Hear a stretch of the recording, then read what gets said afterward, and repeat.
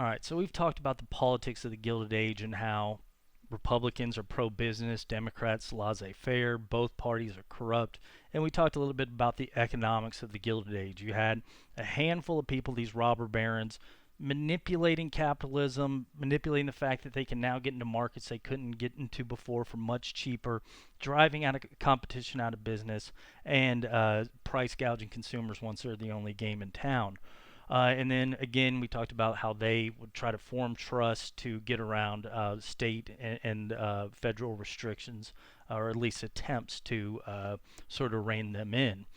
Well, another thing that's going to be a reality of this Gilded Age is that conditions for workers and conditions for the average American in general are going to get worse, okay? And this is going to be in spite of the fact that the United States GDP, or gross domestic product, and how much the United States is going to produce is going to increase significantly. So the United States is going to make a ton more money than it had prior to the Civil War. But the reality is, most of this money is going to go into the hands of these wealthy individuals.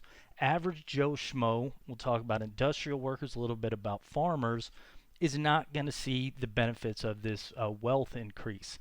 So, as a matter of fact, we're going to see working conditions get worse for the average American. Things are going to get worse. This is one of these things that doesn't sound right, but during the Gilded Age, the average American is going to work longer, make less money when adjusted for inflation. So things are going to start to get worse. And as we're going to talk about, the government isn't going to be interested in improving the lives of workers, average Joe Schmo. And it's going to particularly get worse for people in factories, all right? We're going to start to see urbanization, the size of cities, increase dramatically. The population is going to increase dramatically, and the conditions for workers get worse. Now, there are going to be a couple reasons for this, all right? We just talked about one of them. There's going to be a lot of consolidation of companies. As we talked about before, let's say you are Joe Schmo working for an oil refinery here in Pennsylvania. The way it was before the Civil War, and it's going to be in the first years after the Civil War, is most companies are local. So maybe your oil refinery in western Pennsylvania serves the western Pennsylvania area. Maybe your employer has 30 employees, 30 refiners. He knows all of them, he knows their families, and he's got some personal interest in the employees doing well. So he sees you're struggling, maybe gives you a pay increase. He's got a personal connection to you. Well, as we talked about, this guy maybe gets driven out of business by John D. Rockefeller, who moves in there, puts him out of business. Now your oil refinery is owned by Standard Oil, or part of the Standard Oil Trust. Now your boss is going to be a state over. You've never met him, or maybe you're over here, Vermont or something, Standard Oil Vermont, whatever branch that is. Now you're working in a factory of 200 people. You barely know your boss. You certainly don't know the head boss or the head of the trust, John D. Rockefeller. So you sort of become this cog in a machine. You're not personally connected to your employers, and this is going to allow employers to get rid of this personal element, and it's going to allow them to do things like cut wages, increase work hours, without the personal element involved. This is one of the things that we're going to see happen to workers. Another thing that's going to happen is we're going to have a dramatic increase in immigration to the United States following the Civil War. So, as we're going to be talking about, and as we have been talking about, conditions aren't great in the United States for a lot of people. But things are going to be even worse in a lot of areas of Europe. Germany, for example, is going through these wars of unification. There's civil wars over there, violence, bloodshed. Eastern Europe, there's tons of civil wars over there. A reality of life is death if you stay there, or poor living conditions. Well, these poor living conditions are going to push a lot of people to the United States, because even though things are bad in the United States, things are going to be worse in other areas of the world. And there's no restrictions to immigration at this time. We'll talk about when that happens later. So you're going to see a lot of people moving to the U.S., and a lot of these people are going to be moving into places, these large cities, places like New York, some of these industrial cities in the Midwest. And when these immigrants come in, they're going to be willing to work, because the alternative is to go home and die in one of these civil wars for a cheaper wage than average Joe Schmo who'd been working in this factory, let's say, for the past couple of years. And employers, especially those that are distant from their employees, you want to cut costs. You got to basically keep the business running. You got to compete with maybe these robber barons that are trying to drive you out of business. You're going to cut costs by hiring this immigrant worker, firing the other employee. So this is going to lead to a surplus of workers. Even though jobs are going to continue to increase, there's going to be a lot more workers than there are jobs. This is going to allow employers to do things to workers that they couldn't if there was not enough workers. You add on to this, increased mechanization will also limit jobs. So whereas before the Civil War, maybe you had 10 people to operate a single piece of machinery, a loom or something like that. Well, maybe an improved loom doesn't need those 10 people, only needs one person to operate it. That's 9 people who are now out of a job and are willing to work for cheaper, work more hours than they would before, because the alternative is to not have employment. So we're going to see, because of immigration, mechanization, a surplus of workers, and because of consolidation and growing companies, less personal interest in the well-being of workers. So what's going to begin to happen to these workers in the United States is conditions will get dramatically worse over the Gilded Age. Again, define the Gilded Age, different time periods, but 1865 or so to 1901 or so. And what's going to happen is employers will start to say to their workers, we want you to work longer hours. We're going to see an increase in work hours. Before the Civil War, I don't think we have exact numbers, but maybe you worked 50 hours a week, something like that. You got Sunday off, maybe half Saturday, something like that. Your employer, them, you go home at dusk, something like that. Well, now that there's a surplus of workers, you can tell your worker, now I want you to work 60 hours a week. A lot of people, average work hours per week in John D. Rockefeller's factories were something like 72 hours a week. That's 50% of your life is going to be spent at your job. So work hours will go up for workers from the Gilded Age. And I should point out, this isn't 12 hours and you're goofing around on Facebook or whatever for these 12 hours. A lot of these jobs are going to be tough jobs, and a lot of them are going to be in places like this with poor working conditions. There's not any government regulation of or oversight of employee working conditions. Basically, when you go to work for somebody, you agree to do this job. You take on all responsibility of the job. If you maybe get your arm stuck in a piece of machinery, no matter if the employer put it there poorly, you get your arm chopped off, that's going to be seen in the Gilded Age as being your responsibility. You took the job. You lost the arm. There's nobody there to come in and check this. You basically knew what you were doing when you took a job, so you accept the responsibility. And nobody's going to be there to take care of you. There's no Social Security at this time, so you're not going to get government help until you can get another job. Basically, working conditions are going to be poor, and they're actually going to get worse as mechanization increases over the course of the Gilded Age. A lot of moving parts means a lot of lost arms, stuff like that.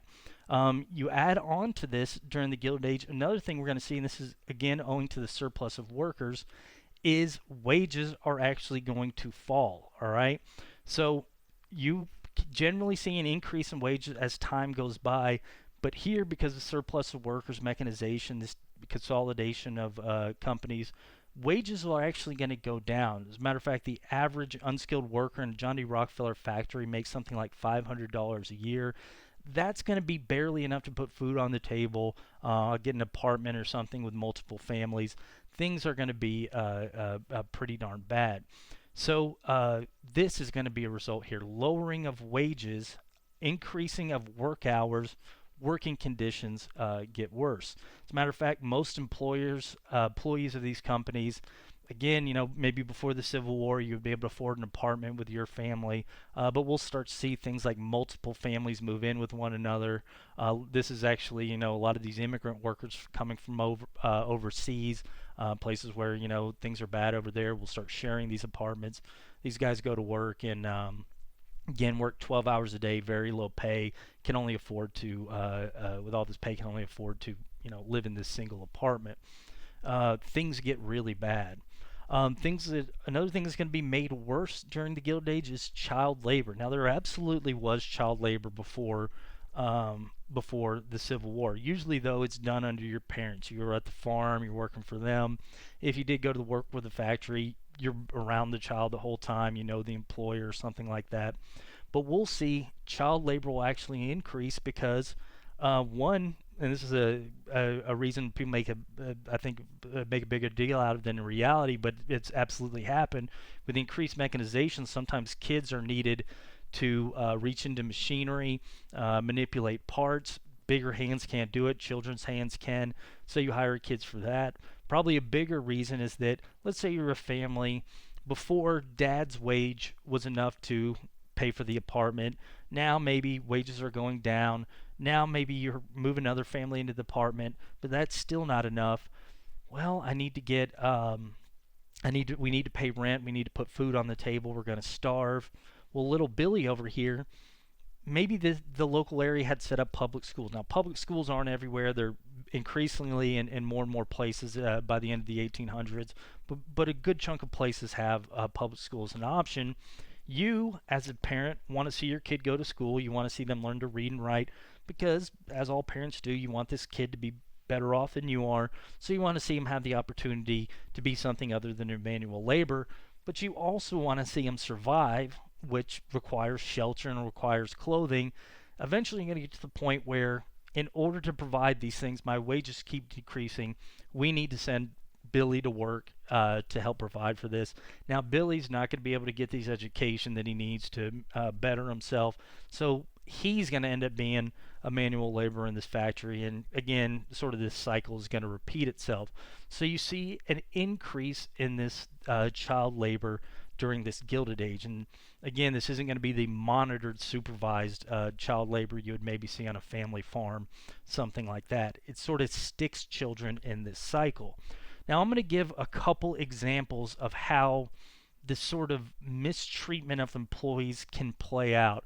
You can point to dozens of examples of this. You'll always read about the triangle shirtwaist fire sort of towards the latter end of the Gilded Age. I think that's dumb because it's a weird name for a company, but it absolutely is. Poor working conditions led to a lot of people's death. I mean, you could honestly go into the newspapers back in the 1800s. You can find examples of poor working conditions anywhere. I'm just picking one to illustrate, but this is just one example of many. Here's some children laborers in mines. The example I'm going to give involves this Avondale mine in Pennsylvania. So Avondale mine in Pennsylvania is a coal mine, all right? So coal mine, you need coal to operate boilers, to heat up machinery, steam powered.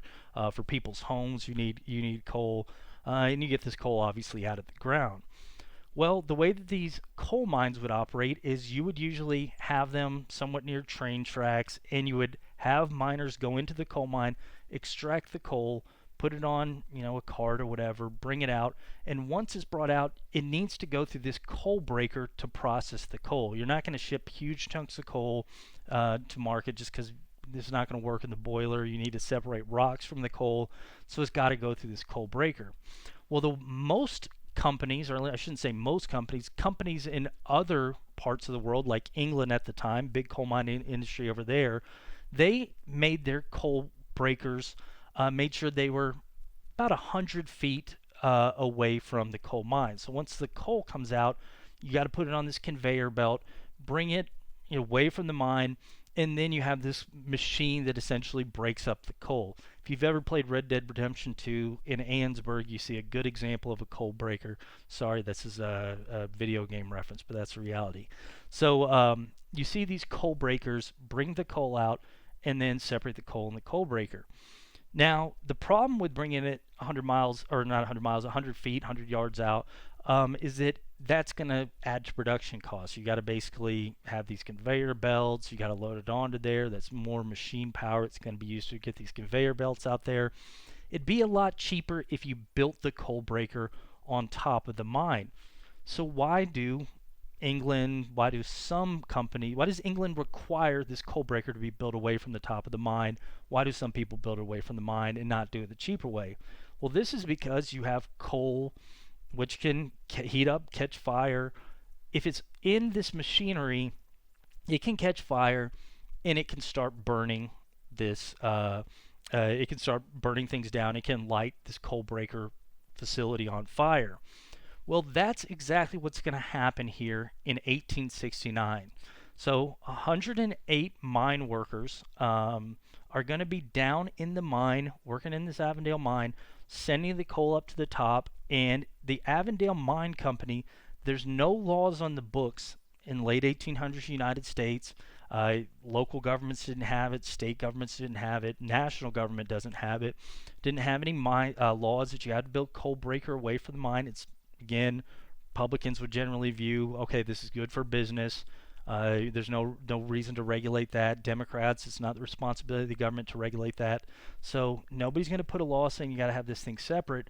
So the Avondale Mine Company, to save money, is to prevent the extra money from this conveyor belt, decides to build the coal breaker right on top of the mine, again, to cut costs. And there's no laws saying that you have to do it a different way. So things are going fine until September 6, 1869, when these workers are down in the mine and a fire breaks out in the coal breaker. Now you have a fire in here, you have workers down there. Well, it'd be okay if it was. In England, they'd required that coal mining companies have an additional shaft out of the coal mine for ventilation or for escape. No laws in the books like that in the United States, again, because it's Gilded Age America. So when the fire breaks out, the smoke is going to go down the shaft. When it goes down the shaft, these workers are going to suffocate, die. They're not going to be able to see to escape. And even if they could escape, there's going to be a fire at the top of the shaft. So all the workers in the mines, including a 12-year-old boy and a few other children, will die. And actually, that 108 includes 2 rescuers that tried to rescue them. The sight that's basically going to be greeting people is this collapsed coal breaker with these dead workers inside.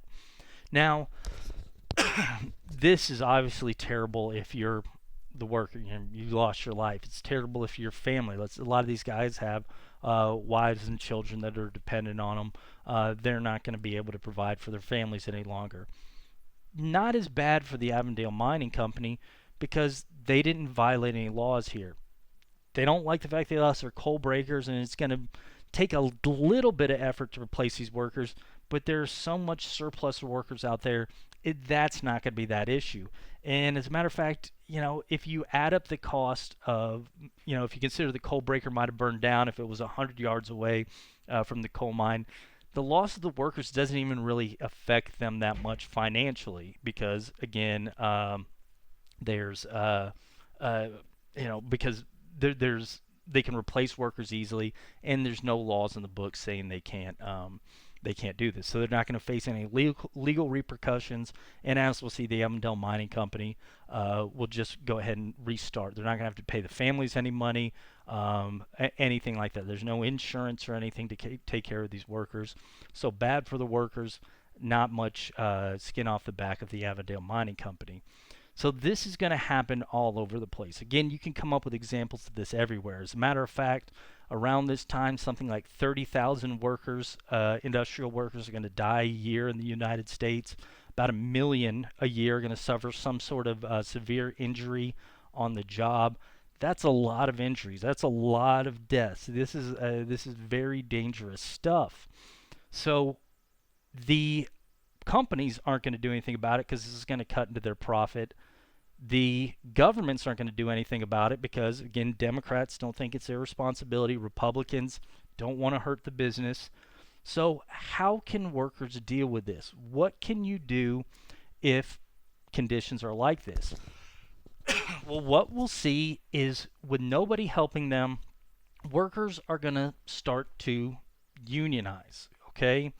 So what they're going to start to do is click together in the hopes that if they operate as a collective, they can better negotiate with factory owners, mine owners. They can have some power at the negotiating table and get better working conditions. So In general, what unions are is when workers come together and they agree to operate together as a collective. Okay, a lot of times the way it's going to operate is workers pay a fee, and this fee goes to the union. The union gets representatives. Usually, these guys are trained to negotiate, and they know the owner's tactics, and then they can say, "My workers want this. My workers want this item. They want this item." And the employers are going to not be able to maybe pull one over as they would on a textile factory worker who's not trained in negotiation, doesn't know as much about money. They're not going to be able to pull one over on union workers. Again, you can kind of think about this in sports. Sports players, they're trained to play basketball, football, something like that. They're not trained to operate with money. The owners are, so that's why they hire agents. It's not exactly the same thing, but basically you come together, you work under this union, and the union operates for you. Okay, so we stand together. Now, the way that these unions will do it is they'll try to negotiate with owners. They'll basically say, we don't like that you're decreasing our pay or you're increasing our work hours. We want you to cut that back. Maybe we'll give up 5 minutes at lunch, if you even get lunch, if you will, if you'll, keep our pay the same, and you just basically negotiate with them. Other times, and this is going to be a big tactic for unions, is they're going to employ the strike. Okay, so you're going to get workers, and let's say, just for the sake of easy explanation, this factory right here is under all the workers are members of a union. They're all members of a union. They give 5 cents out of their paycheck to pay for union representation. It's a couple smart people at the top, good at negotiating. The factory decreasing wages. They try to send their union representative in to negotiate with the owner. We don't want our wages cut. Doesn't work. Well, what the union will then say is every worker on this day refused to work. The thinking being the factory's going to shut down, the owner's going to lose profit, and maybe the owner will then say, all right, guys, you get back to work, you can keep your pay. Okay? So we cut into their profit by stopping work.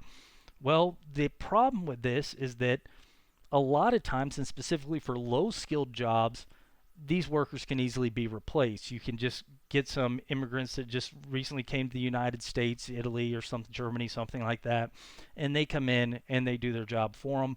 Well, a lot of times what they would do, these strikes, is you would have these workers line up outside the factory, a lot of times arm in arm, to prevent replacement workers. They would use the word scabs to get in the thing. So you physically block people from getting in there. Now, this strikes, as we're going to talk about, there's issues with this. Sometimes factory owners would say, all right, well, these guys are striking. They're on my property.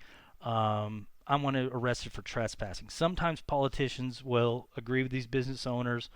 Hey, these guys are trespassing or they're disturbing the peace, and then would send the police in to break them up. Other times they would say, a lot of times Democrats, smaller government, this isn't, although a lot of Democrats would break up strikes, but this isn't our responsibility. You deal with the workers. You find a different way around this. So these guys are basically stopping work in the factory and they're preventing other people from coming in. All right, well, and then other times the way unions would operate, let's say, so we got strikes, we got negotiation, and as we're going to talk about, another method is maybe we operate as a union in voting. Maybe we vote for certain politicians.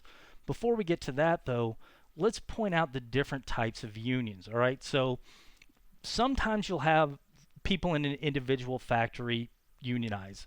More often, you'll have what you would have before the Civil War, and that's a trade union. A lot of times, what this would be is a similar type of worker in the town, let's say carpenters, pipe fitters, machinists or something, people with a similar job in making this up, but let's say St. Louis, we got the St. Louis Brick Masons Association.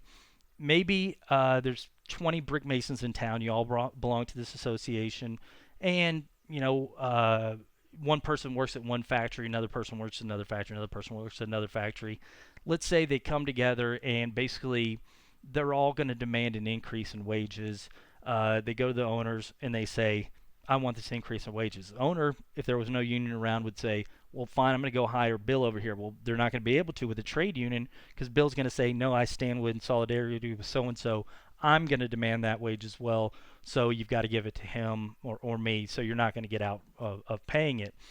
This is going to be extremely effective in the Civil War when, again, you're operating at a local basis. What happens after the Civil War is these local trade unions are going to lose their effectiveness because, let's say, fine, they're not going to be here. St. Louis isn't going to work. Now you got a train going a town a mile or an hour away. Maybe you can ship in Brick Mason or something from an hour away. He's not a member of this local union because he's an hour away. That can maybe cut into these local skilled trade unions.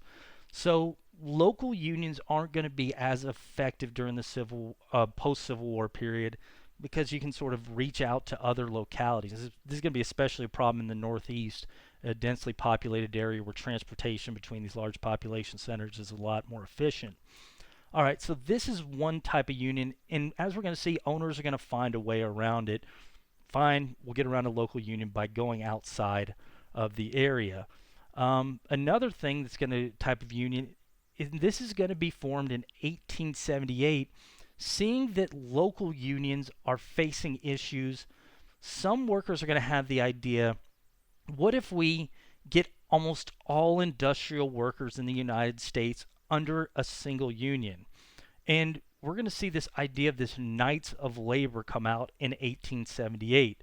So the Knights of Labor, the idea behind it is you can't go to the next town and get a worker to replace you because that guy's going to be a Knights of Labor. You can't go to this town because that guy's going to be a Knights of Labor guy. And so let's bring all workers, and this is going to include workers like janitors that require no training, or also maybe skilled machinists that require 8 years on the job to be able to do what they're going to do. We bring skilled workers, unskilled workers under a common banner, and we have them pay dues, and this is going to create this strong national Knights of Labor movement. And the Knights of Labor is going to go even further and say, all right, let's do this. This is going to help us negotiate better. And not only is it going to negotiate better, but maybe if Democrats won't listen to us, Republicans won't listen to us, maybe we can operate as a political party. Maybe we can even run Knights of Labor candidates, okay? All right, so the Knights of Labor formed in 1878 as this idea of a nationwide union and maybe even a third political party. As we're going to talk about, the Knights of Labor will have some success, but it's going to quickly come to, people are going to quickly come to realize there are problems with this organization, okay? One of the big things is that you get a janitor over here asking, no skills required for it, no prior training. He wants a raise. This guy over here, the machinist that requires 8 years on the job, a lot of training to operate. They both want an increase in wage. Both of these guys are operating together. It's really easy to replace this janitor. You can find Joe Schmo from Poland. He's going to come in and replace this guy. But the machinist, it's not as easy to replace these guys. So operating together, it's a little weird because the machinist is going to look and say, I'm not as easily replace this guy, and this guy at the bottom, maybe he's demanding the same pay increase as me up here. That's going to be a little bit of jealousy there. I think I deserve more than this guy, but he's asking for the same things as me. He's easy to replace. I'm not as easy to replace. And you'll see a lot of inter-organizational skirmishes between particularly skilled and unskilled workers in the Knights of Labor. So a lot of people are going to start quickly leaving this thinking that it doesn't work to cooperate between skilled and unskilled workers. Another problem is if you run as a third party, you're going to be earning the ire of both Democrats and Republicans. They're going to both view you as competition. They get into power. They're going to do what they can to hurt you. So running as a third party, especially if you don't win, which Knights of Labor usually won't win when they're running for local, I don't know, yeah, they did run for some national elections, but running for local state elections, they'll win sometimes, but not very often. And this is going to sort of get the ire of the Democrats and Republicans. Another issue, and this is something we'll briefly talk about later, is some people within the Knights of Labor are going to view the end result differently. Some people in the Knights of Labor think that fair wage is what we want, fair working hours. That's the end result. Some people look and they say, maybe we should go further than that. We don't like the idea that these guys at the top have all the money. We don't. Maybe we should push for more than a fair wage. Maybe we should push for redistribution of wealth or taking over the company, and you're going to see disagreements in that regard. So that's going to be an issue with these things. This cartoon actually depicts the problems with the Knights of Labor. You'll see right here, these guys are monopolists, these guys are the robber barons. They're sort of having a picnic here. And they're watching as this Knights of Labor guy, you see the industrial hat right here. He's trying to climb up this pole to get food for his family, higher wages, bread, ham for his wife and children. He's trying to drag them along. But as he's trying to climb the pole, he realizes that the pole is greased with Monopoly cream. So basically, he's operating against these guys that have government in their pockets or disinterested government. And he's basically working with an organization that has a lot of internal turmoil. So Knights of Labor will operate some protests or some strikes, but internal strife is going to limit their effectiveness somewhat. This is going to lead to a third type of labor organization and another attempt to create a national labor union. This is going to come about in 1886 when this guy right here, his name is Samuel Gompers. Samuel Gompers, he's actually from Holland. In Holland, he was a cigar manufacturer. Now, that might not sound industrial. You just take tobacco, you roll it up, but it actually requires a lot of skill to roll this tobacco. So you need these trained workers to do it. Samuel Gompers was one of these guys. He had seen workers in his factories being mistreated. So what Gompers is going to do is organize the labor, create a labor organization. Eventually, he's going to move to the United States, and he's going to take the skills he learned in labor organizing in Europe and apply them to the United States. And he's going to form this AFL, this American Federation of Labor. Now, Gompers' idea is we want to do that same thing the Knights of Labor did in getting workers nationwide involved, but he's going to form the AFL to where it's only for skilled workers, okay?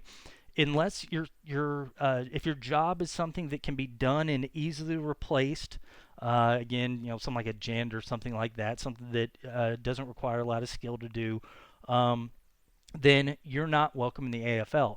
Somebody like a mason, somebody like a carpenter, somebody like a pipe fitter, machinist, something that requires years of training, we want you in here.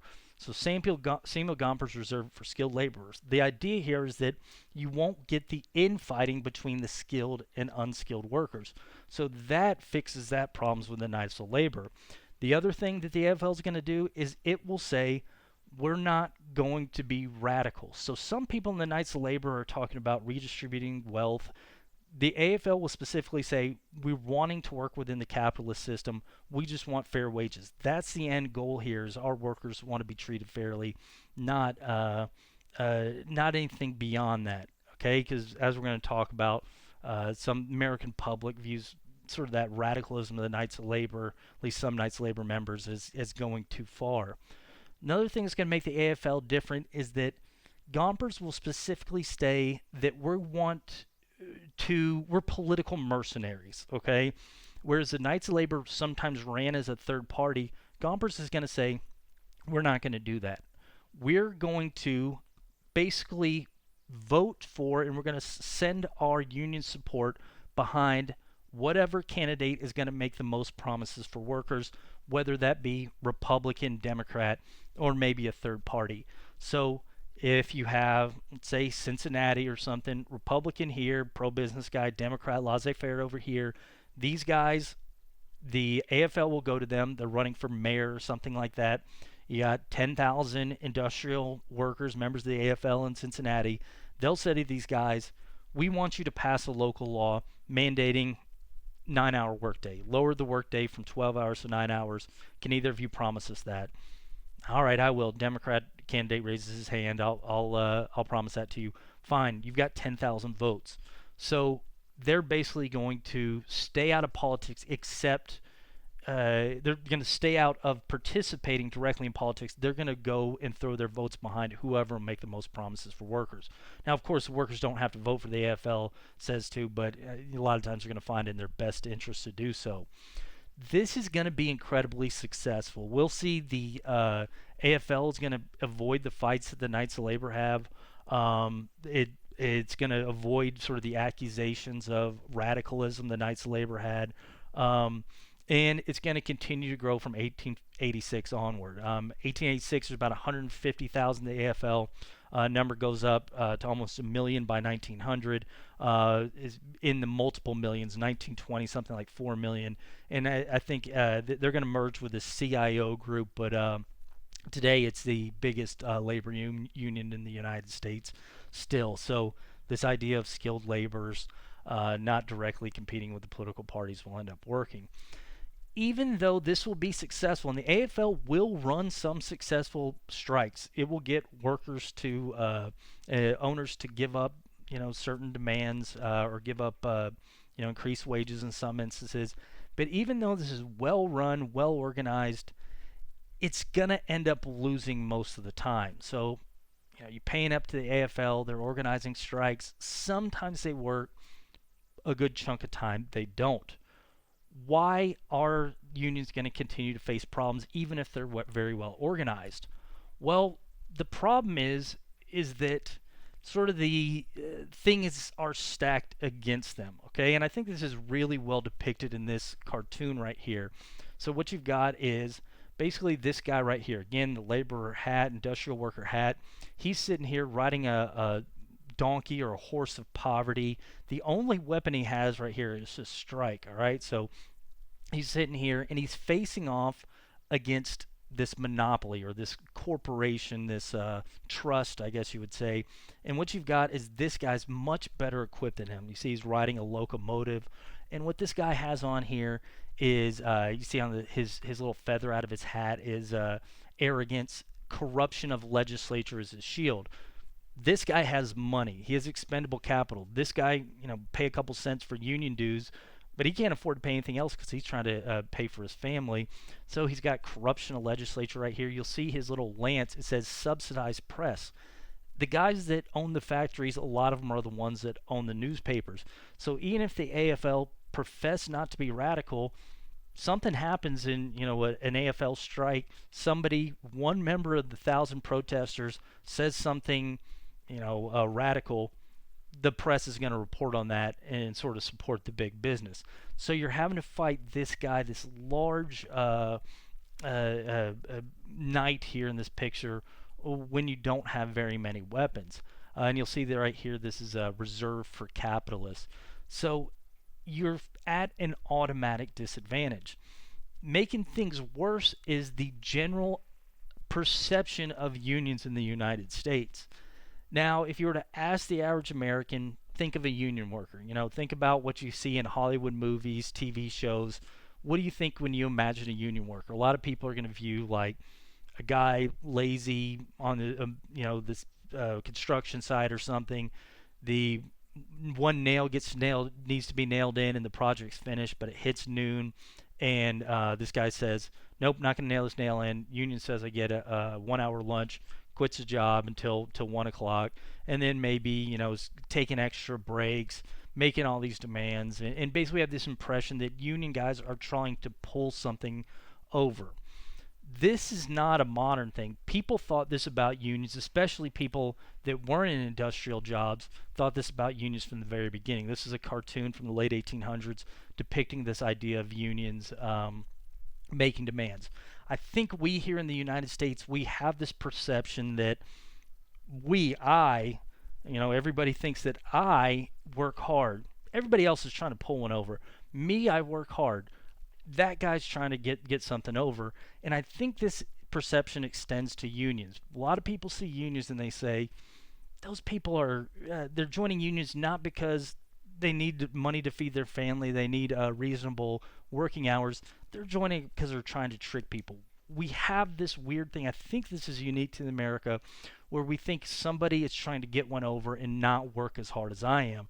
And this, again, it goes back to the 1800s. You see it depicted here. So This lady right here, she's got a steak here, and she looks like she's giving it to this homeless person. And this homeless person says, "Take this cold meat back and tell the missus that the benevolent order of wanderers won't allow us to accept nothing but coffee and porterhouse steak." So this person that should be thankful is making demands. So the idea here is this guy's a union. Instead of being thankful for having a job, he's demanding more, better food. Again, you hear pop, you can't lick me if you want to, but the dependent union of dime novel readers will fix you, and don't forget it. So somebody can't punish their son for somebody that did a crime because they're members of the union. So the union's trying to get out of their comeuppance because they're sort of scapegoats or something. So or they're lazy or something like that. So this is going to be the general perception. So if you're not a member of a union, you might not vote in favor of a union party candidate because you think that that guy's trying to pull one over. Okay, so this is something going against unions. Another thing going against unions is the fact that owners are going to have expendable capital and experience with ways to break strikes and get around these union issues. What's depicted here is these union workers, they go on strike and they're protesting, and the strike ends by basically the owner just giving them some beer. You guys will forgive things, get back to work. I'm giving you some beer. This is actually the reality. So basically, sometimes you would have these guys go on strike. A lot of times they'd have union representation. Owners would, the union be saying, we want 10% pay increase a week. The factory owner, I don't want to give that. I refuse to give that. And so instead of negotiating with the union, he goes to workers and says, guys, I want this over. Unions being unfair, making too many demands. I'll tell you what, if you guys come back to work, I'll give everybody a $100 bonus. Now, that's probably excessive, but the idea is these workers, they're looking at it like, oh man, the union says it was $10 extra a week, but man, I could use that $100. Maybe we'll just go with these factory owners, and we'll just go around the union. Let's get back to work. They get the $100. Sure, they're going to be fine for the next couple weeks, but in reality, if they'd stuck with the union, they would have gotten that $100 in a short matter of time.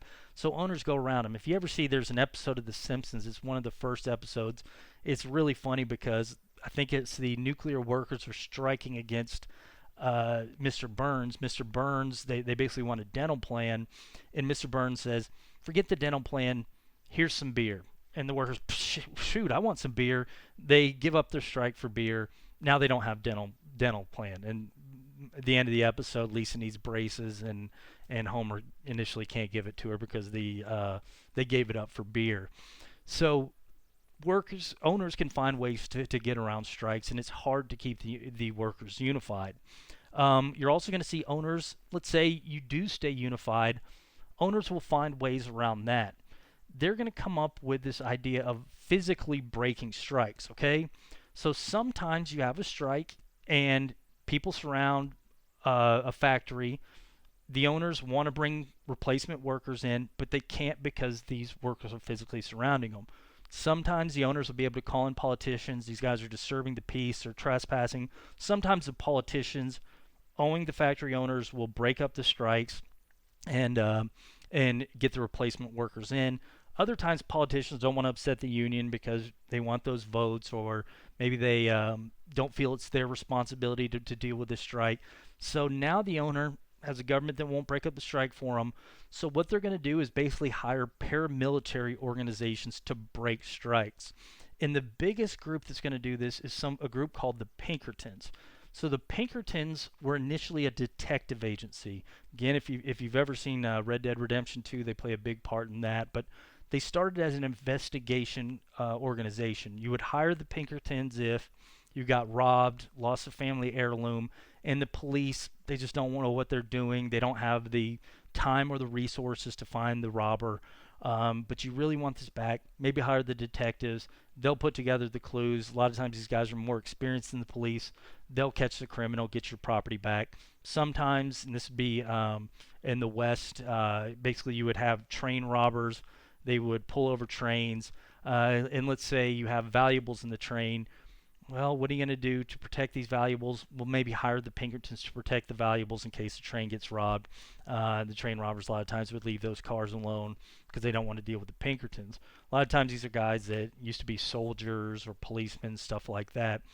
Well, they started out as detectives and guards. What they're going to start to do in the late 1800s is they're going to start to serve as strike breakers. So you'll have a factory owner wants to get replacement workers in, but they can't get past the union because they form these lines. Well, these Pinkertons will basically serve as vanguards for the replacement workers. They're going to start coming through and physically start pushing through the strikers. So the strikers will be locked arm in arm around the factory. Pinkertons will start pushing through them. If the strikers try to push back to resist, the Pinkertons will say, all right, self-defense here, and they can sometimes physically beat the strikers, sometimes kill the strikers, and they're probably not going to be convicted because their fellow Pinkertons will say that was self-defense. And again, a lot of politicians are going to sort of look the other way at this type of thing. So these guys can physically break strikes sometimes by killing people, sort of this paramilitary organization. Well, this is going to be used by factory owners, and a lot of times this is going to be effective. And again, they'll be leading these replacement workers in that will do the job without giving in to the demands that the union's asking for in the strike. So this type of situation, as you can imagine, is going to lead to some chaos. You have factory owners willing to hire armed guards. You have union workers don't want to get killed, union workers that are very devoted to what they're doing. Well, this will sometimes lead to major confrontations, not just between the Pinkertons and union workers, sometimes government and union workers. I'm going to give you one example of how crazy this can get. This is going to be one of many. This is probably the big example of sort of the issues facing union workers, but this is going to involve this event's going to happen in July 6, 1892. In this place in Pennsylvania, this Homestead steel plant in Pennsylvania. In 1892, the workers at this steel works will decide to go on strike. So this is a depiction of the steel works 2 years earlier.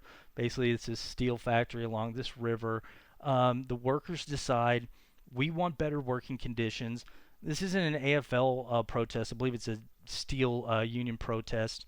But they're going to decide to organize, and what they're going to do is they're going to form a blockade to the factory, walk off the job, and close the factory, and basically form this barricade to prevent replacement workers from getting in.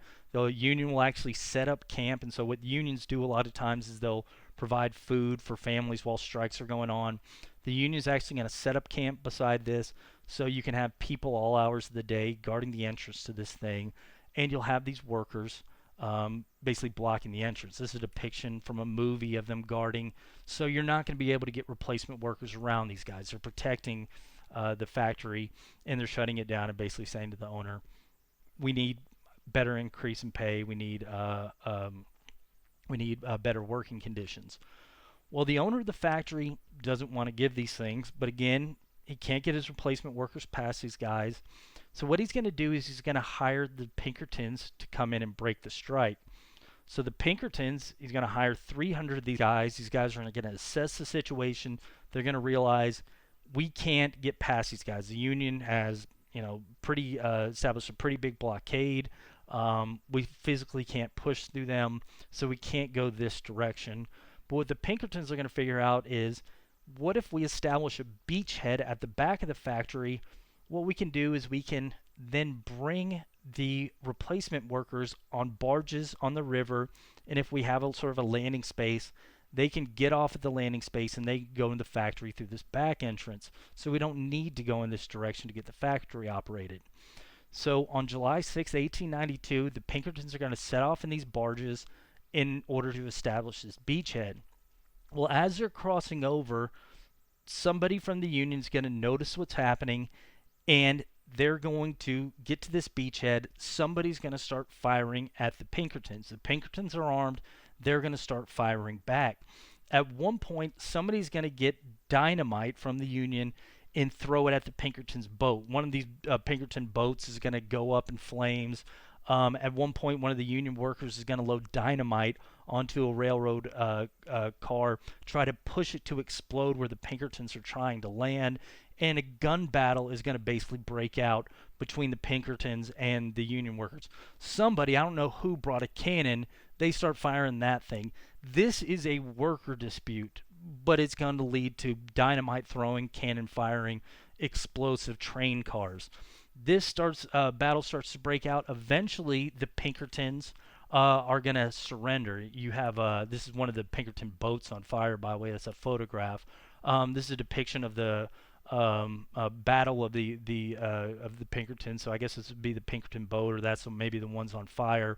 You got right here workmen cannonading the barges, soldiers in camp. So it's portraying the Union workers, as soldiers here fighting to protect, their strike.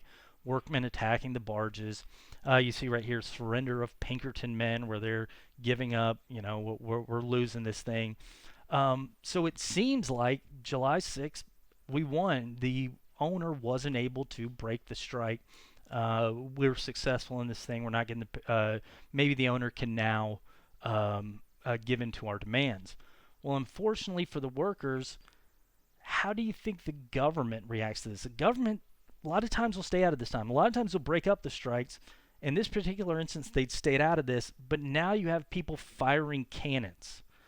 The government can't do anything. So what the state of, or can't ignore this. So what the state of Pennsylvania will do, the governor's going to do, is he will call out the militia, send 4,000 of these militiamen to put down to end this strike. Basically, the militia will arrest the Homestead strikers, at least arrest their leaders, break up the strike. Once the strike's broken up, the replacement workers will get in. So now we have what seemed like a successful strike, successful pushing back, ends up getting broken up anyway. Looks like none of these methods are going to end up being successful. What can these workers do? Well, this is going to lead some workers to determine there's no solution here. All right, we tried politics. It doesn't work because neither party is listening to us. We tried union organization, doesn't work. The government's against us. The government's and the politicians are in the pocket of these owners. Unionizing doesn't work. Organizing doesn't work. Some people are going to determine that by the end of the Gilded Age, or into this Gilded Age, capitalism is so entwined with politics that the two are inseparable. So what you need to do is get rid of capitalism.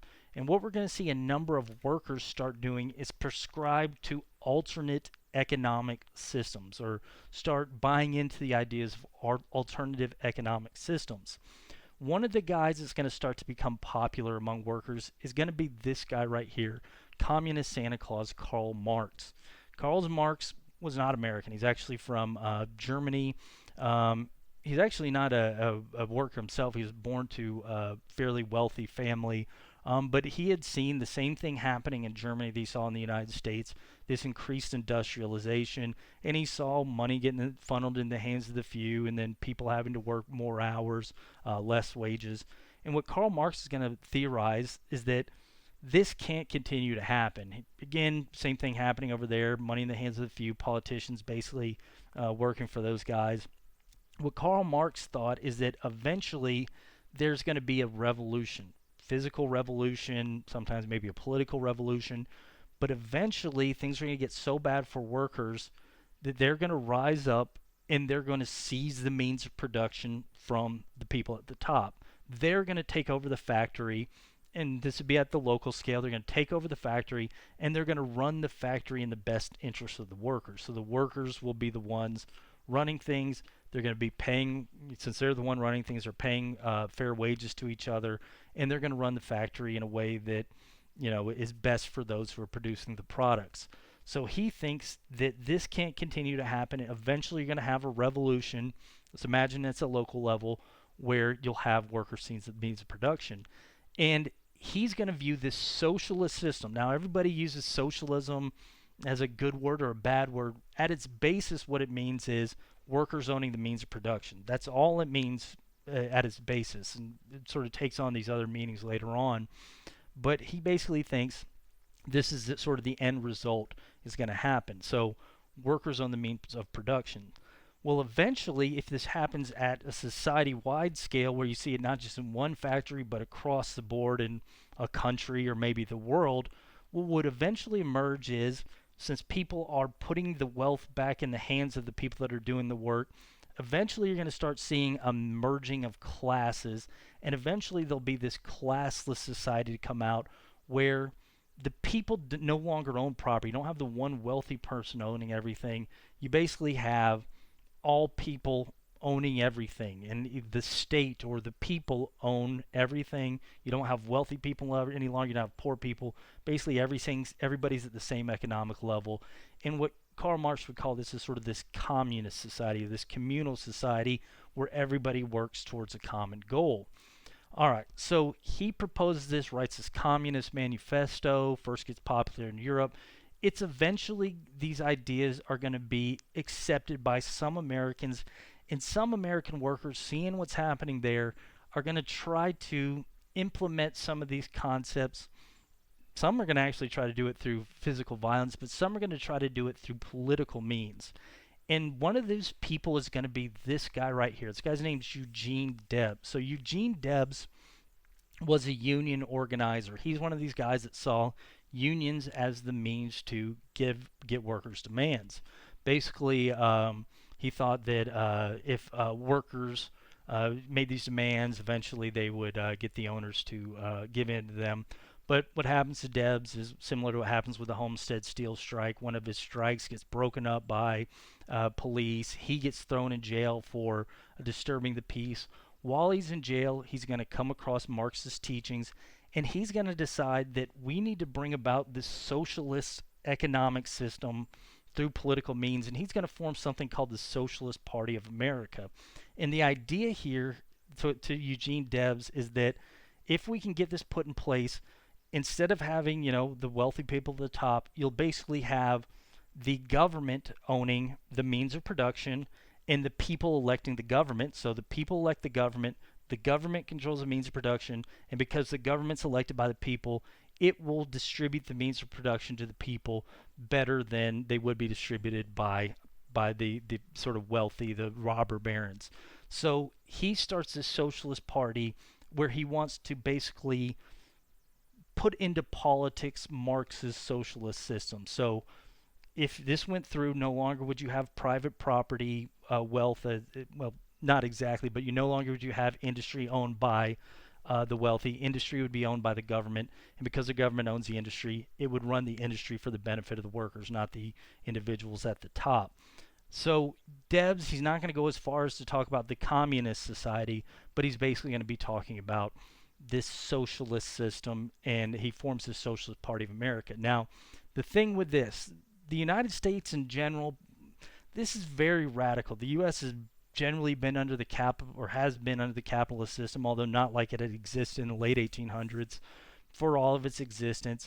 A lot of people are going to look at this. This is going a little too far. They're going to look at Debs as a radical. So the Socialist Party, I should point out, it's not going to be a major party, although it is going to get to the point where in some elections, he's going to run for president, Eugene Debs will. Some elections he'll get 2-3%.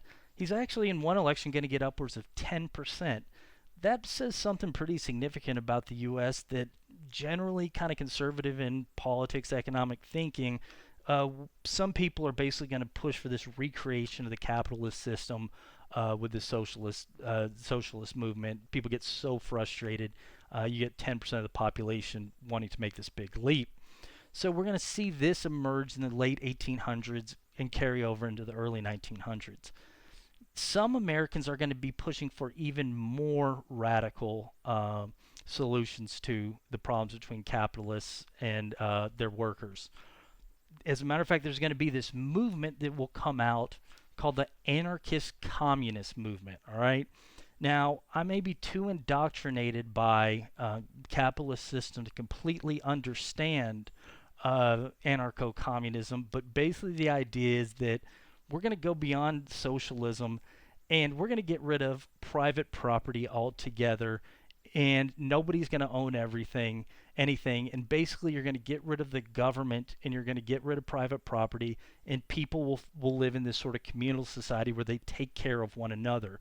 The way these anarchist communists think is that essentially capitalism and the US government is blocking people's ability to evolve. So what the anarchist communists will start proposing is breaking down government, breaking down private property. Now this is kind of crazy and I can hardly imagine it, but in this system it'd be like you could walk into John D. Rockefeller's house, which wouldn't be his house because there's no private property, and basically just use his hairbrush. Hey, that's my hairbrush. No, it's not. It's everybody's hairbrush. There's no government. And sort of just everything evolves from that point. You see that this industrial worker, again, the hat indicating the industrial worker, he's sort of tempted by this devil anarchy. And this anarchy is saying, hey, you signed this over to me, your body and soul. And then we're going to have this communist Santa Claus over here. This is Karl Marx. He's going to bestow upon you all wealth, free land, no taxes, stuff like that. This is sort of Karl Marx standing on the head of the president of the time. Now, some people are going to be so fed up with the capitalist system, they'll actually be tempted by this.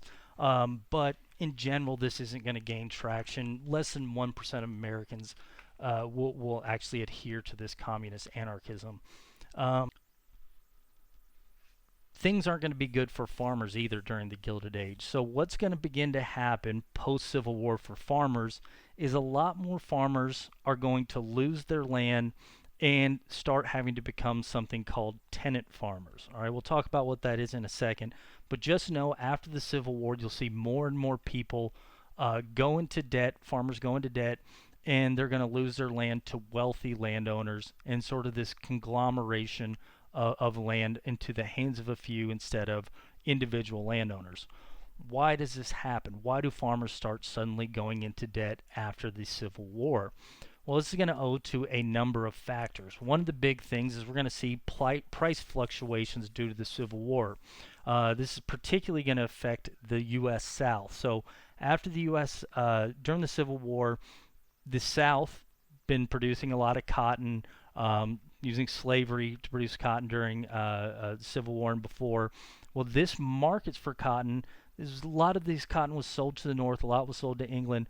Well, the North is going to obviously stop buying this during the Civil War, and they're going to put this blockade to prevent cotton from reaching England, textile factories over there. Well, without this cotton markets, we're going to have, or cotton coming in, Britain is going to start turning to alternate markets of cotton, places like India. And after the Civil War, cotton producers in the South are going to want to try to sell the cotton now to England now that they can, now the blockade's lifted. But the British are going to say, no, I can get it from my empire over here in India. Why would I pay import duties to take in cotton from there? So if you want me to buy this cotton, you've got to lower your prices. So farmers, particularly cotton farmers, are going to see these price drops post-Civil War, specifically with cotton. Another thing that's going to start affecting farmers is that after the Civil War, especially during that period of Republican control of both presidency and Congress, Republicans want to help American businesses by raising tariffs on incoming manufactured goods. Industrial areas love this. So if you are somebody who manufactures takes raw products, manufactures into a finished good, your factory is going to do well if English goods come in and they're charged a high duty and they're going to be forced to sell for high prices because of these duties. So manufacturers love this. People that don't like it are farmers. Basically, you want a plow. You want the cheapest plow you can get. You don't care if it's manufactured in Britain or the United States. You want the cheapest one you can get. And so by raising the duties on these manufactured goods, this is going to force farmers to either buy from northern areas that might not be as producing as efficiently as British manufacturers, or to pay these high duties for these incoming British goods. this is going to cut into bottom line. Another thing that's going to start adversely affecting farmers is that railroads are going to have their own geographical monopolies. So a lot of farmers are going to move where railroads go, and we talked about this a little bit ago. Whereas before the Civil War, if you're going to move products from one place to another, you're basically going to live on a river. Well, once railroads start expanding everywhere, maybe you can move to an area where there's no river, because now you can ship your products to market on the railroads as opposed to the river. And you move here, you establish your homestead, you ship for reasonable railroad prices for the first couple of years. Railroads realize they have a monopoly, and they start overcharging you to bring your goods to market. What options do you have now? You can either pay this, or you can close up your farmstead and go broke. So you either give your profits to the railroad, or you simply go broke and lose your money. Another thing that's going to start affecting farmers and forcing them into debt is increased mechanization. So it might sound helpful for farmers if you can now have a reaper, like say a mechanical reaper that reaps your wheat for and you don't have to have human labor to do that. Well, the problem is a lot of these machines cost money, and in order to buy these machines, you got to start going into debt. And we're going to see a lot of farmers go into debt to pay for these type of machines. So increased debt because of that. Well, you're also going to have these issues where you're going to see a lot of people are going to go into debt because they had no capital to begin with. When you see particularly blacks in the South, the 4 million former slaves, they come out of the Civil War, they have no land of their own. How can you get land? Maybe you can borrow some money to buy a plot of land, but if you don't make the profit back, you might get that land foreclosed upon. So you have a lot of people without land, without seeds, without the farming implements, who are going to start borrowing and going into debt. So all this is going to lead to farmers going more and more in debt, and particularly smaller farmers with not as much land going into debt. Well, this is going to lead to, if you can't pay back your debt, more and more farmers having their land foreclosed upon. If you can't pay the bank back because your profits are being cut, railroads, price fluctuations, things like that, the bank might seize your land. Now you're landless. What are you supposed to do? How are you supposed to feed your family? Well, post-Civil War, during the Gilded Age, you're going to see an increase in what's called tenant farming. Basically, more and more farmers will go to work for somebody with a surplus of land. So let's say you had 40 acres. That was enough for you and your family to work, but you went into debt. You got your property seized. Now you don't have this land, but maybe your wealthy neighbor, he's got 1,000 acres. He and his family can only hope to work 40, 50 of those acres, but he's got this plot over there. He will allow you to work that plot of land if you grow what he wants you to grow, and at the end of the season, you do all the work, but you give him a percentage of the crops as sort of a tenant, or sort of as a price for allowing him to use your land. So let's say you're a cotton farmer. You work this guy's 50 acres. You produce 50 bales of cotton. And at the end of the season, you're about to send this thing to market on the railroads or on the river. What this guy will do is he's going to measure out, the cotton, and he's going to say, I'm taking 20% of what you got. So out of that 50 bales, 10 bales is going to go to the owner. He's going to make a profit off that. So now you've got to take this 40 acres, this 40 bales. The owner's not going to bring that cotton to market for you. You've got to pay the railroad prices. You've got to find somebody to buy it as well. So you're going to do that. You're going to have to pay the railroads. Then you got to buy seeds for the next year, farming implements for the next year. That's not going to be enough to get ahead, and we're going to see a lot of farmers not be able to get out of this tenant farming. You also see it called sharecropping. There's a slight difference, but it doesn't really matter. So more and more families, more and more farmers are going to go into debt, and more farmers are going to lose their land owing to these conditions. So while things are bad for workers in the Gilded Age, things aren't going to be entirely bad. There's actually going to be a lot of technological progress in the United States, and a lot of this technological progress its benefits will extend towards even lower class Americans. Probably the biggest example of this invention and innovation in the Gilded Age is going to come out of the hands of this guy right here, Thomas Edison. So Thomas Edison, like a lot of these guys we've been talking about, was actually born in Ohio, 1847. As a young kid, He's going to actually attend a school where he's going to get kicked out because he asks too many questions. Basically, he's hyperactive. He can't pay attention to the teacher. He keeps questioning what the teacher's saying. The teacher doesn't, have answers, doesn't want to deal with this kid. He's going to eventually kick him out and tell him, all right, Edison mom, you've got to be the one to educate him. So Edison's mom's going to educate him, and she's going to see this kid develop the thirst for reading. He's going to be reading Benjamin Franklin, Isaac Newton, and he's going to be continuing to question the way things work. He's going to start experimenting. He's going to start taking apart anything he can get his hands on, putting it back together to learn how things work.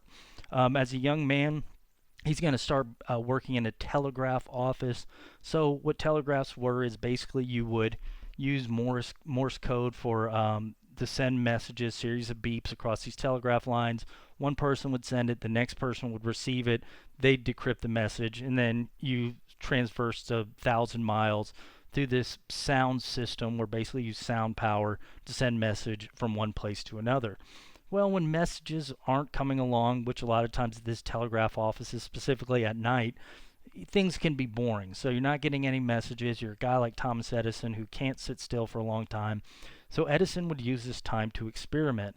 One of the things he would do is start experimenting to try to improve the way these telegraph lines would operate. So you would have things like wind comes along, starts whipping the telegraph lines. That could mess up the messages. You had, the inefficiencies within the telegraphing system. He would try to figure out ways to improve that. He would work on things like batteries. So as a matter of fact, one of the most famous things he worked on, he was sitting there as a telegraph operator, starts working on his own chemical battery.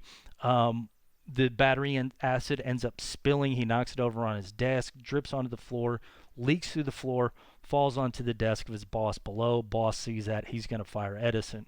Well, Edison, he's sad to lose the job, but he's going to see this as an opportunity because he's going to use this extra time to start working on some of his other inventions. Some of his inventions now that he has the extra time. So what he's going to do is he's going to perfect some of these telegraph things he's been working on, and he's going to start getting patents for these. So if you come up with an invention in the United States, you go to the patent office, you register your patent, and what that means is that for people to use your invention, they basically got to pay you to use it. So Edison is going to take this invention, say to the telegraph companies, if you use this, it's going to save you money, pay me a couple bucks to use it. Start making money that way. He's going to make a lot more money by inventing something called the phonograph. What the phonograph basically is the first recording device.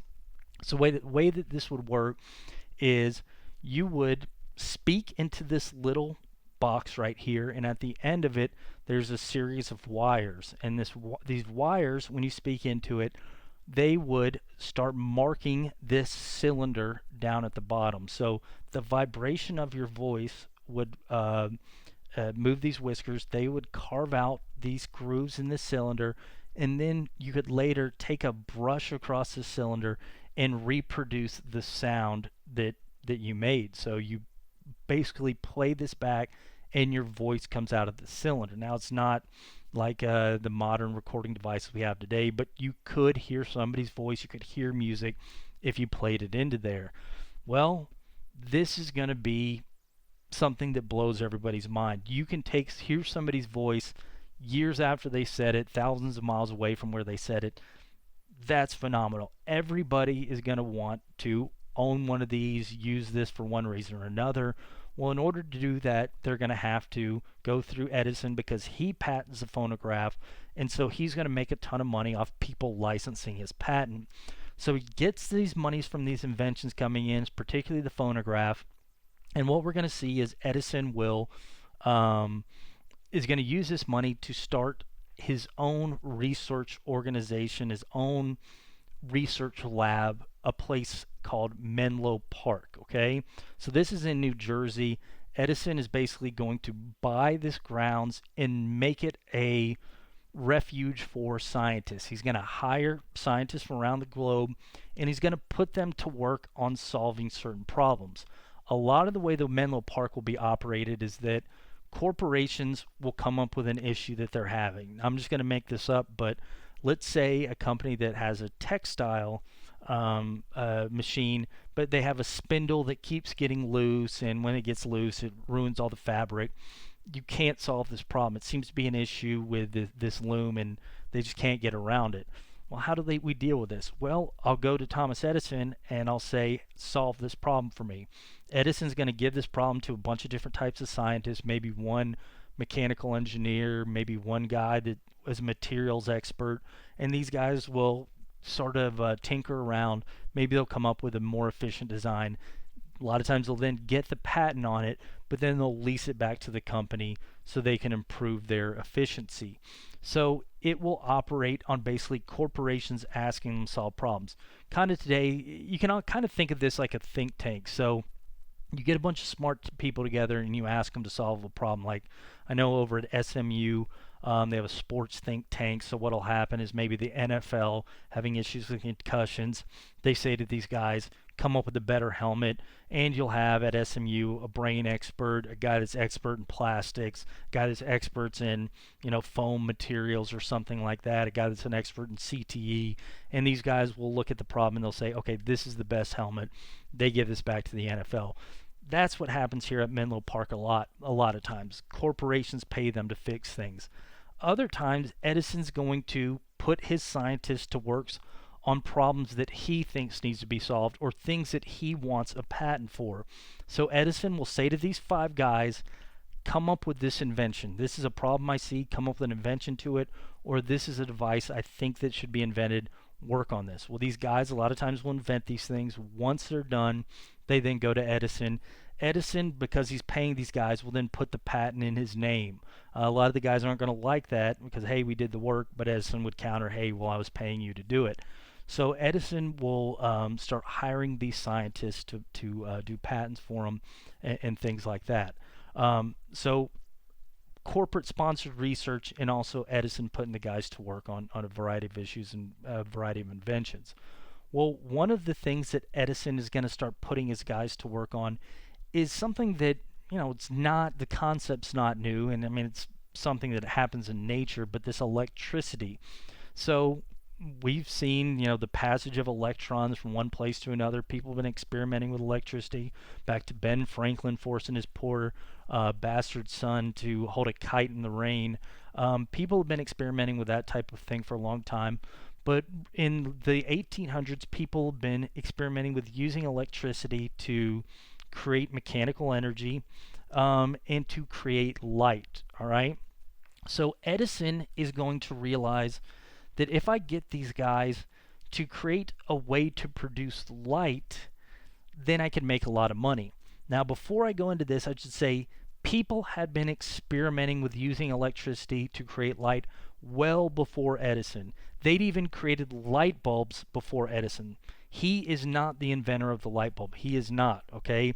What Edison is going to do is he's going to perfect this light bulb because people that came before him had managed to use electricity to produce light. It's actually very easy. You just run electricity through, it will start glowing, but then the problem is the material is going to melt. So people had tried to use electricity to create light, and and they'd even used light bulbs to project the light, but the problem is the light bulbs last only a couple seconds, maybe an hour.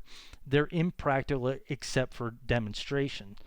What Edison is going to say to his guys is, can you come up with the light bulb that will last a long time and has practical uses?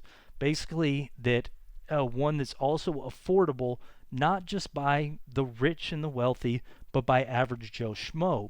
If we can get this and Joe Schmo can put this in their house, their apartment, whatever, then they can basically flip the bird to the sun and say, I can read what I want, I can do what I want because I'm now having light. I can now generate light.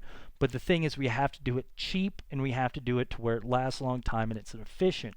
So Edison's guys are going to go to work, and what they're going to do is they're going to test hundreds, I think thousands of different materials to pass electricity through to see which ones last a long time.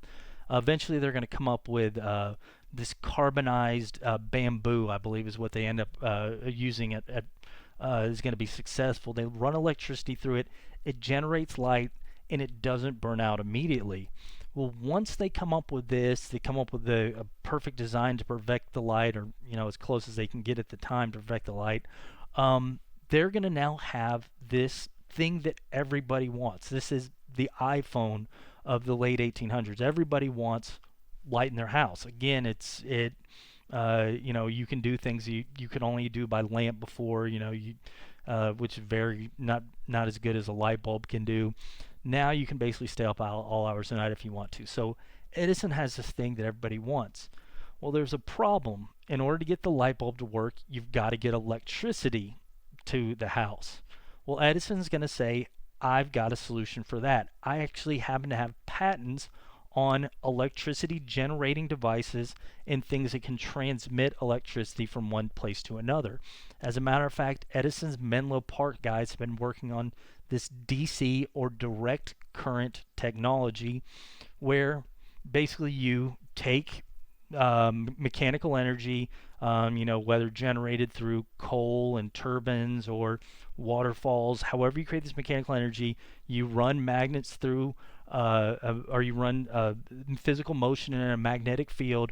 It generates electricity, transmits to wherever the consumer is, and once it gets there, you can then use this electricity for the light bulb. So Edison's going to say, I've got a thing everybody wants. I also have the thing that can provide the electricity to this thing. So he's going to start shopping his DC technology to wealthy to try to get them to invest in DC power plants. The way Edison looks at this is, these guys are going to make money selling electricity. I'm going to make money because they're going to have to lease out the patents to use my DC motors, things like that.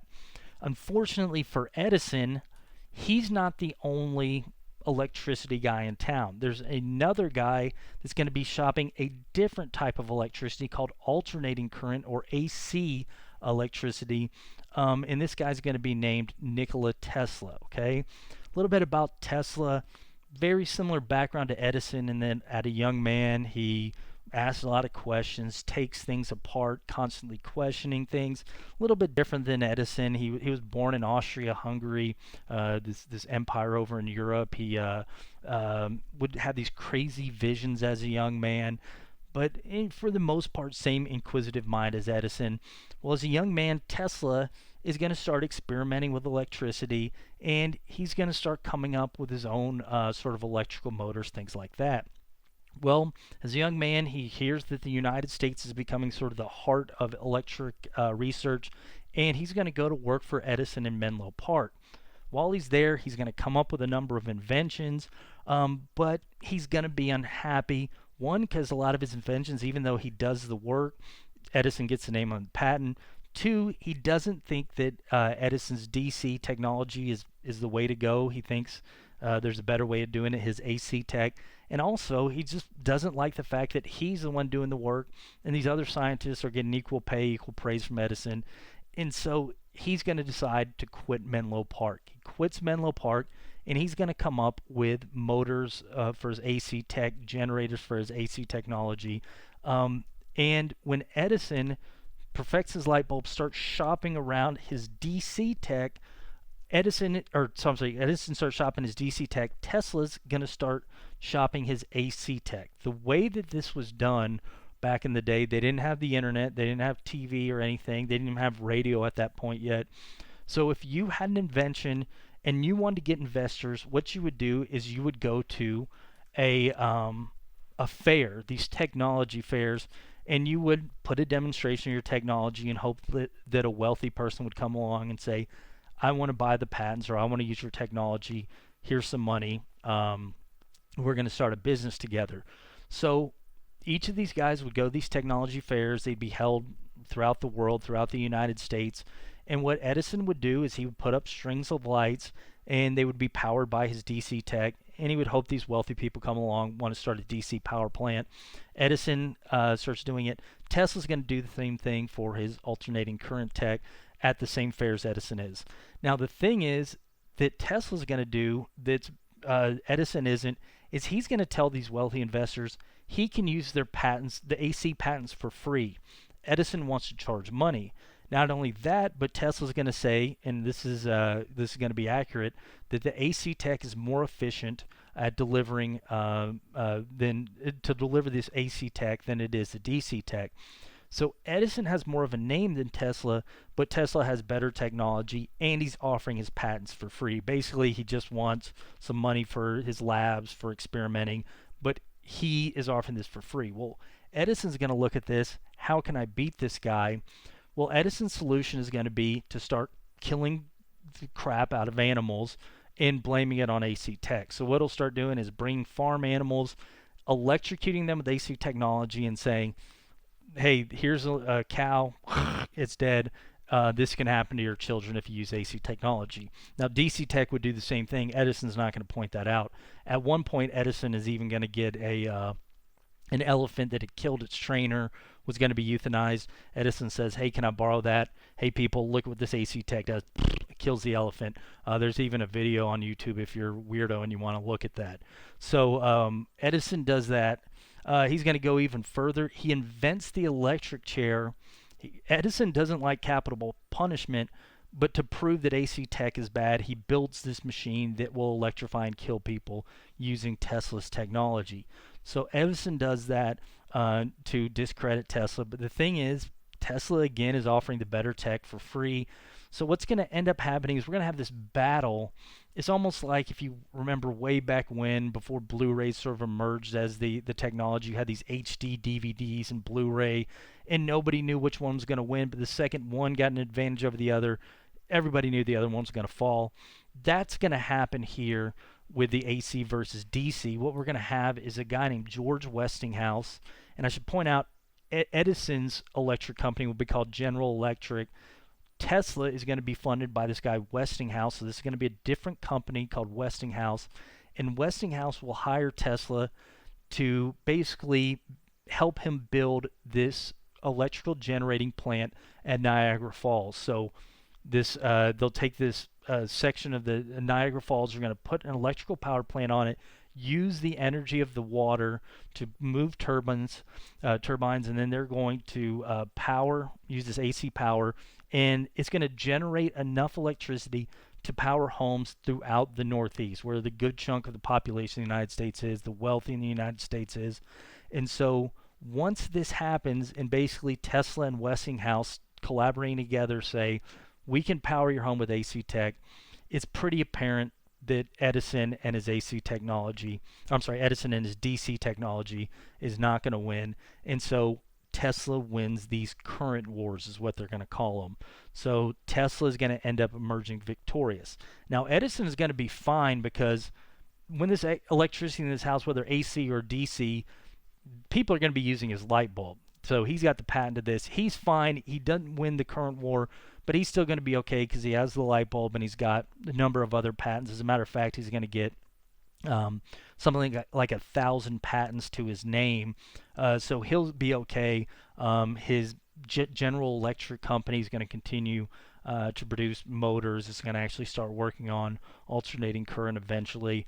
And we're going to see the electrification of the United States come about fairly quickly. Edison, he's going to go on, with the additional money he's getting from the light bulb, he's going to come up with other inventions. Some people credit Edison with inventing the first motion picture camera. Basically, this photography had been around before, but he comes up with this way to move photos across this projector and project these moving pictures on film. I don't know if you should give Edison too much credit for that, because there's a lot of evidence he stole some of those ideas from other people. But some people, he is going to market it. I guess you can give him credit for that. And again, Edison, a lot of people bag on him because he does use some devious methods. He does steal, but he really is, especially by the inventing the light bulb. He is going to start the process of electrification. Sure, Tesla and Westinghouse are going to finish it, but Edison starts it. And again, he is going to, even though he didn't invent the things from Menlo Park, a lot of other inventions are going to come out of there. So Edison will begin a lot of these processes. Tesla, he is motion picture Edison. Tesla, he's wins this current war, doesn't make a lot of money off it, again, because he wasn't He was telling people they didn't have to pay for his patents. After this, he's going to start experimenting on a number of different things. Some of these things are going to be kind of crazy. Like he tries to come up with a coil that can, be used as a weapon of war. Tries to come up with an earthquake machine. When would that ever be practical? Like, who wants an earthquake machine? Tries to come up with a death ray. Put those things aside. He actually does start working on something that is going to be very practical. He starts working on transmitting radio waves so somebody can listen to something from one place to another. A lot of people credit him with becoming the first inventor of the radio. Some people say it's this Italian guy named Marconi. Other people say it's Tesla, the guy that comes up with first. One steals from the other. Whatever the case, we see that Tesla starts working with these radio waves. And although radios aren't going to become popular and commercially affordable until in the 20th century, Tesla does start the process of working on them. So you got to give him credit for that.